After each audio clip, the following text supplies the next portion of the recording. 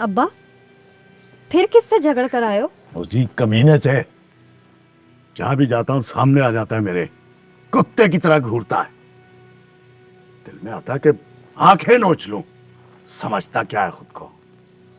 तो आप क्यों जाते हो वहां जब आपको पता है कि वो वहां आता है? अरे तो क्या चूड़ियां पहन के बैठ जाऊं घर में? घर में ना बैठे कोई अच्छा सा काम ही कर ले अब्बा। अगर असलम मामू ने हमें ये घर खाली करने को कह दिया तो हम कहाँ जाएंगे?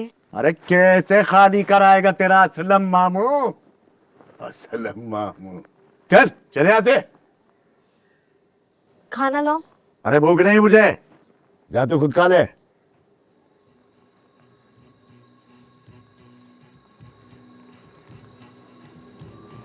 फत्तू, तेरा तो कुछ करना पड़ेगा मुझे।